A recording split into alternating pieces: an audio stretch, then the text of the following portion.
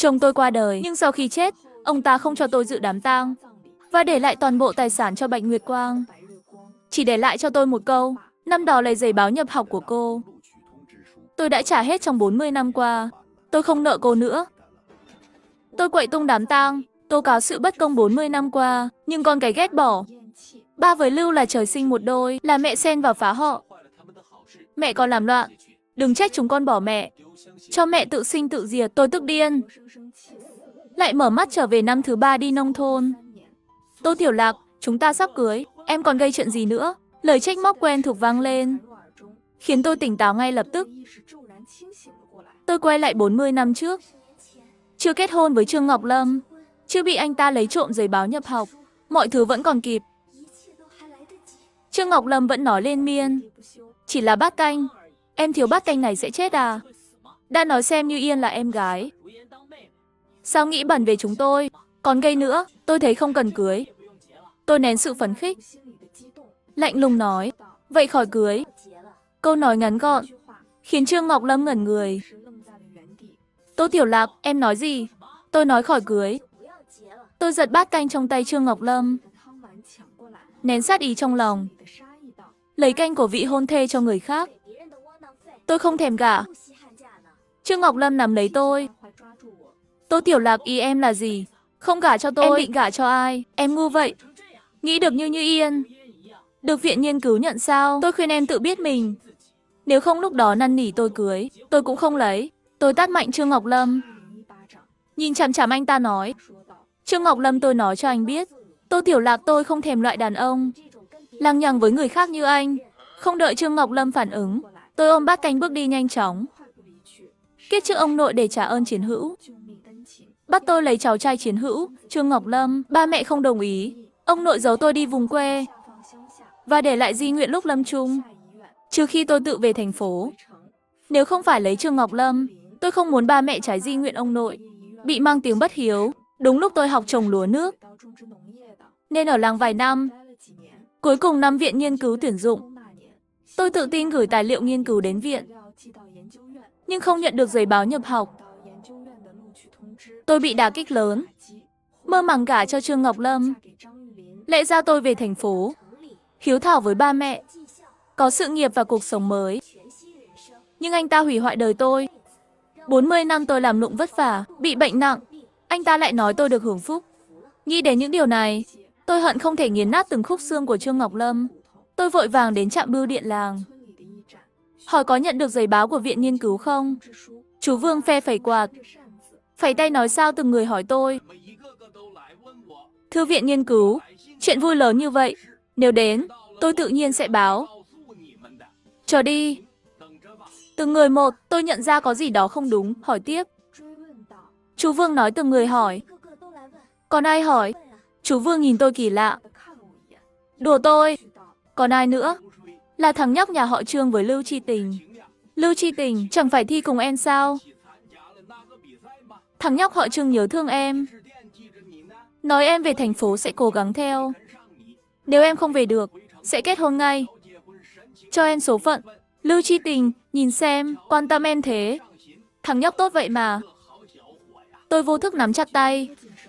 Trương Ngọc Lâm trước mặt người ngoài đúng là diễn giỏi. Mọi người đều tưởng anh ta yêu tôi sâu đậm, nên kiếp trước không ai ngờ Trương Ngọc Lâm lại làm chuyện lấy giấy báo nhập học của tôi đưa cho Lưu Như Yên. Nghĩ vậy, tôi cúi đầu, mắt tôi đỏ lên. Chú Vương có thể giúp cháu một việc không? Sau này chú đừng để Trương Ngọc Lâm lấy đồ của cháu. Chú không biết, hôm nay anh ta nhất quyết lấy canh xương gì nấu cho cháu, cho Lưu Như Yên, nói cô ấy yếu, phải uống canh bồi bổ. Còn nói mạng cháu rẻ mạt, cho cháu thì phí. Chú Vương nghe, đứng bật dậy, trợn mắt nói cái gì? Trương Ngọc Lâm nói vậy sao? Đều là con gái, anh ta dựa vào gì? Rác rưởi. Tôi phải tìm mẹ anh ta, nói cho rõ. Tôi vội kéo chú Vương, giả vờ tội nghiệp, không cần đâu. Bác Trương yếu, nếu giận sinh bệnh thì làm sao? Chỉ là anh ta công khai lấy, con đồ cháu không biết. Chắc đã cho bao nhiêu, nên mới nhờ chú để ý dùng cháu. Sau này nhận của cháu. Ngoài cháu, đừng đưa ai. Đúng lúc quá, bát canh này như lời cảm ơn chú. Chú Vương cười nói, yên tâm, việc này để chú lo. Xong việc này, tôi về nhà cậu Mợ. Thấy bát không trong tay tôi. Mợ hỏi, con ăn xong rồi à? Tôi lắc đầu, không. Cháu cho chú Vương rồi. Mợ vừa mở miệng. Đột nhiên, một giọng đầy giận dữ vang lên. Tô Tiểu Lạc, em có ý gì? Canh xương sao lại cho chú Vương? Tôi quay lại khinh bỉ nói. Sao tôi dùng đồ của mình phải xin phép anh? Mợ khó hiểu hỏi. Tiểu Ngô, bát canh này không phải mang cho Ngọc Lâm uống sao? Tại sao tôi siết chặt tay, Trương Ngọc Lâm? Sao anh không nói hết? Anh lấy canh của tôi cho Lưu Như Yên uống. Miệng nói tôi mạng rẻ. Ăn là phí. Cho Lưu Như Yên bồi bổ. Đồ nhà chúng tôi, dựa vào gì anh lấy đi nịnh nọt? Trương Ngọc Lâm hoảng, phản bác ngay, em nói bậy gì? Ai nói bậy bị sét đánh? Không được chết tử tế, tôi liền nói. Áp sát anh ta sao? Trước mặt tôi thì dẻo miệng. Trước mặt trưởng bối lại không dám nói. Trương Ngọc Lâm, ông nội anh cứu mạng ông nội tôi đúng. Nhưng bao năm qua, nhà tôi giúp anh đâu ít. Cần tiền có tiền, cần lương thực có lương thực. Cậu tôi cứu bố anh tàn phế một tay. Ở nghĩa cũng trả xong rồi. Anh định để 18 đời sau. Điều bám chúng tôi à? Nói xong, mặt Mợ và cậu tôi liền khó coi. Trương Ngọc Lâm thấy vậy, vội vàng nói, Tô Tiểu Lạc. Cô nói bậy gì? Tôi với Lưu Như Yên trong sạch. Em đừng đắc ý. Chỉ cần em trượt viện nghiên cứu. Không cưới cũng phải cưới. Nói xong, anh ta tức giận bỏ đi. Bị Trương Ngọc Lâm nguyền rủa. Mặt cậu tôi rất khó coi. Tiểu Lạc, nếu con không muốn lấy, cậu dù phải liều mạng cũng bảo vệ con. Mợ tôi cũng rưng rưng. Con gái ngoan của Mợ. Sao lại bị họ làm nhục? Tôi cảm nhận sự lo lắng của Mợ. Cảm thấy chua xót. Lăng tôi luôn coi trọng hiếu thảo. Ông nội mất, nhưng còn bà nội. Bà luôn nghe lời ông. Nếu tôi không lấy, bà làm liều thì không lạ. Khi đó cả làng sẽ nói ba mẹ tôi không yên. Sao tôi chịu được? Tôi lau nước mắt. An ủi, không sao. Cậu Mợ, chỉ cần con nhận được thư báo trúng tuyển. Làng này cũng không nói gì. Mợ sững sờ. Sau đó nói, nên con đưa canh cho chú Vương vì đề phòng. Ngọc Lâm làm bậy, chuyện lớn thế. Chuyện lớn thế họ làm được. Tiểu Lạc giao việc này cho cậu. Cậu tin con sẽ không để người khác lấy đồ của mình. Tôi mạnh mẽ gật đầu. Những ngày sau, cậu Mợ và tôi mỗi ngày đều đi lệch thời gian, canh chừng ở trạm bưu điện, sợ Trương Ngọc Lâm tìm cơ hội. Mấy ngày sau, Trương Ngọc Lâm lại tìm tôi. Tiểu Lạc, anh biết trước anh nói quá đáng. Nhưng anh với Lưu Như Yên thật sự không có gì. Cô ấy sắp về thành phố làm ở viện nghiên cứu. Em nói bọn anh có gì được, anh chỉ nhờ cô ấy giúp. Dạy Tiểu Vân và Tiểu Nguyệt. Em sau này là chị dâu chúng. Không nhường được à? Tôi khó chịu, từng chữ một nói. Đừng giả vờ thân thiết, tôi thà lấy lợn, cháu cũng không lấy anh. Trương Ngọc Lâm liền nổi giận. Tô Tiểu Lạc, cô là loại ích kỷ. Sao viện nghiên cứu nhận cô? Chờ đấy. Tôi lười để ý Trương Ngọc Lâm, chỉ vội chạy ra cổng làng. Khi tôi lại thấy bóng dáng quen thuộc dưới gốc cây, tôi thở phào. May kịp lúc. Kiếp trước tôi vô tình ở đây, cứu một người đàn ông trung niên ngất xỉu. Người này tên Tống Bình Vượng, rất có trọng lượng trong quân đội. Trương Ngọc Lâm biết tôi cứu anh ta. Dùng ơn của tôi nhờ anh ta giúp thăng tiến, leo lên chức thủ trưởng. Nhưng kiếp trước anh ta sỉ nhục tôi vô dụng. Lại giấu ơn này. Kiếp này tôi không để Trương Ngọc Lâm hưởng lợi. Nghĩ vậy, tôi làm như kiếp trước, dùng các biện pháp cấp cứu anh ta. Người đàn ông từ từ tỉnh lại. Cô bé, cảm ơn đã cứu chú. Có thể cho chú biết tên không? Tôi cười nói. Tô Tiểu Lạc, việc nhỏ thôi. Tôi còn phải đi làm việc. Đi trước đây. Không đợi Tống Bình Vượng hỏi thêm, tôi liền rời đi. Tôi không định lợi dụng Tống Bình Vượng. Ông ấy là quân nhân chính trực. Người tốt như vậy không nên chết ở đây. Giải quyết xong chuyện lớn, tâm trạng tôi nhẹ nhõm hơn. Nhưng ngày tháng trôi qua, giấy báo của viện nghiên cứu mãi không có. Cuối cùng, thấy tôi hỏi thăm, chú Vương không nhịn được hỏi. Lưu Chi Tình chẳng phải không được giải sao? Tôi biết rõ điều đó không thể. Chú Vương, vậy chú biết Lưu Như Yên có được giải không? Chú Vương lắc đầu. Không, cô ấy cũng không. Nhưng có người thấy Lưu Chi Tình đang thu dọn đồ. Nói có người nhà đến đón cô ấy về. Tôi nhận ra có điều không đúng. Kiếp trước, Trương Ngọc Lâm lấy giấy báo của tôi cho Lưu Như Yên. Vì nhà Lưu Như Yên không muốn giúp cô ấy về thành phố. Giờ sao có thể khác? Tôi chợt nghĩ đến khả năng khác. Chú Vương, bưu tá mới đi phải không? Thấy chú Vương gật đầu, tôi vội chạy ra cổng làng. Cuối cùng tôi đón được bưu tá sắp đi. Chào anh, tôi muốn hỏi có bưu kiện của Tô Tiểu Lạc không? Bưu tá nhớ lại. Nghi hoặc hỏi, không phải đã lấy rồi sao? Nói là người yêu của Tô Tiểu Lạc. Tôi còn hỏi dân làng. Đều nói đúng.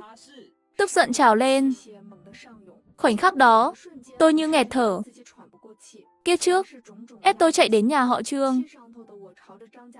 Tôi xông vào, thấy Trương Ngọc Lâm và Lưu Như Yên mờ ám. Không kịp nghĩ nhiều, tôi tát mạnh Trương Ngọc Lâm. Trương Ngọc Lâm, giấy báo của tôi đâu? Trương Ngọc Lâm bị đánh đỏ mặt. Nhận ra tôi không ổn, dân làng cũng ngẩn người. Tô Tiểu Lạc, cô nói bậy gì? Nhiều người vào thế này. Trương Ngọc Lâm cố bình tĩnh nói. Giấy báo nào? Tôi thấy cô điên rồi. Nhìn Trương Ngọc Lâm vô sỉ thế. Tôi không nhịn được hét lên, anh điên. Tôi nói sao không nhận được từ chú Vương, anh lấy từ bưu tá. Giấy báo của viện nghiên cứu.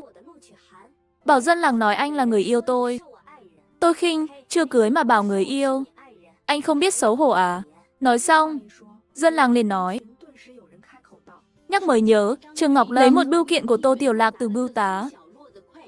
Nhưng không phải đưa cho Tô Tiểu Lạc sao? Chẳng lẽ không đưa? Thấy dân làng nghi ngờ. Lưu Như Yên lập tức lấy một phong bì. Nói là cái này, nhưng bận quá nên quên đưa. Tôi giật lấy, nhưng mở ra lại chỉ là tờ giấy trắng. Trương Ngọc Lâm liền phản ứng. Mỉa mai, cô nghĩ sao tôi không đưa? Một tờ giấy trắng có gì lạ? Rõ ràng cô đổi thứ bên trong. Tôi siết tờ giấy trắng, nhìn Trương Ngọc Lâm nói. Lúc này, em gái Trương Ngọc Lâm chạy tới, đẩy tôi ra nói bậy. Chỉ là tờ giấy trắng, có chứng cứ gì chứng minh anh tôi lấy đồ của cô? Dân làng cũng gật đầu khuyên. Đúng vậy, Trương Vân và Trương Nguyệt ngoan lắm. Tô Tri Thức, chắc hiểu lầm. Trương Ngọc Lâm càng đắc ý, Tô Tiểu Lạc. Sao cô chê tôi? Không chịu cưới tôi, cô muốn làm Phượng Hoàng. Rời nơi đây, nhưng xẻ chỉ là xẻ. Không thành Phượng Hoàng. Tôi khuyên cô chờ tôi nộp đơn kết hôn. Cưới tôi đi, tôi thấy người nên nói thật là cô. Giọng nghiêm nghị vang lên, thu hút sự chú ý của mọi người. Người đàn ông trung niên đầy uy nghiêm bước tới. Cô bé, lại gặp rồi. Tôi ngẩn người nhìn Tống Bình Vượng. Không ngờ ông có mặt ở đây. Trương Ngọc Lâm như nắm được điểm yếu của tôi. Lập tức hét lên. Tốt lắm, Tô Tiểu Lạc. Tôi nói, sao cô đột nhiên không muốn cưới tôi? Thì ra có bồ. Người này đáng tuổi bố cô. Anh thật không biết xấu hổ. Dân làng bàn tán. Nói cũng đúng. Tô Tri Thức, sao tự nhiên không muốn cưới? Có phải thích ông già này không? Không ngờ. Bình thường ngoan ngoãn. Tôi không nhịn được. Tức giận vì chúng phóc à? Tô Tiểu Lạc đừng quên. Ông tôi cứu cô. Hồ nước đã định. Giờ muốn đổi không thể. Giấy báo gì? Tôi nghĩ cô nằm mơ. Có giỏi, bảo ông già này viết giấy báo cho cô đi. Trương Ngọc Lâm vừa nói xong, giọng khóc vang lên. Im đi, Trương Ngọc Lâm. Đây là cách anh nói sẽ tốt với Tiểu Lạc. Thấy người tới, Trương Ngọc Lâm liền tái mặt. Tôi sững sờ. Sau đó không kìm được. Ba, mẹ, sao ba mẹ ở đây? Trương Ngọc Lâm lùi một bước, vẻ mặt đầy chột dạ. Chú, dì Tô, sao hai người ở đây? Ba tôi giận nói. Anh còn nói được. Nếu không nhờ Tiểu Lạc cứu lão Tống. Nhắc đến Tiểu Lạc. Chúng tôi không biết. Anh nói tốt với Tiểu Lạc. Là thế này sao? Trương Ngọc Lâm đừng quên. Hiện tại anh có gì là nhờ ai? Tôi không nghĩ tới. Vô tình nhờ người, lại quen ba tôi. còn gọi ba mẹ tôi đến. Bao năm nay Trương Ngọc Lâm tuy trong quân đội có vẻ vang, nhưng đều dựa vào ba tôi. Trương Ngọc Lâm vội giải thích. Không phải chú Tô. Dì Tô, là Tiểu Lạc, cô ấy y mạnh hiếp yếu, cứ nói những chuyện vô căn cứ. Không đợi Trương Ngọc Lâm nói xong, Tống Bình Vượng quay lại, nhìn tôi dịu dàng nói. Cô bé, cháu chắc anh ta lấy thư của cháu không? Tôi gật đầu chắc chắn. Đúng anh ta với Lưu Như Yên mập mờ. Tôi nghi giấy báo trúng tuyển đưa anh ta. Nghe vậy, Lưu Như Yên liền hoảng hốt. Tô Tiểu Lạc, cô nói bậy gì? Đó là giấy báo của viện nghiên cứu gửi tôi. Tôi tự mình đạt được. Sao thành của cô? Chẳng lẽ cô dựa vào ba mẹ? Giật lấy à? Như Yên. Trương Ngọc Lâm lập tức quát. Nói bậy gì? Chú và dì tôi không như vậy. Anh ta nhìn tôi, ánh mắt cầu xin. Tiểu Lạc, Như Yên không lừa em. Giấy trúng tuyển là của cô ấy. Anh biết em không muốn cưới anh, nhưng em không thể lừa người vậy. Trương Ngọc Lâm đừng vu khống tôi. Tôi lạnh lùng nói. Nếu không lấy của tôi, đưa ra đối chiếu tên, hay các người chột dạ. Dân làng gật đầu. Đúng vậy, của ai? Đối tên là rõ. Hơn nữa tôi nghe chú Vương nói, thằng nhóc nhà họ Trương thường lấy đồ của Tô Tri Thức để nịnh Lưu Tri Thức. Nịnh nọt thì thôi, trận bưu tà lấy giấy báo là chuyện khác. Rõ là có vấn đề. Ba tôi thúc giục. Trương Ngọc Lâm, Tiểu Lạc nói đúng. Đưa ra đối tên sẽ rõ. Thấy mọi người hỏi, Lưu Như Yên cứng cổ nói. Giấy báo không ở tôi. Cô nói gì? Sao không ở cô? Lưu Như Yên đảo mắt, nói, đây không phải nhà tôi, sao tôi để giấy báo ở đây? Tất nhiên ghi địa chỉ nhà tôi. Ba mẹ tôi viết thư bảo tôi về. Chẳng lẽ phải đưa mọi người về nhà tôi xác nhận việc này? Không tin, cứ lục phòng tôi, xem có giấy báo nào không. Thấy Trương Ngọc Lâm và Lưu Như Yên đắc ý, tôi hiểu họ chuẩn bị kỹ. Ba mẹ không thể không có chứng cứ. Lục soát phòng nữ không dễ.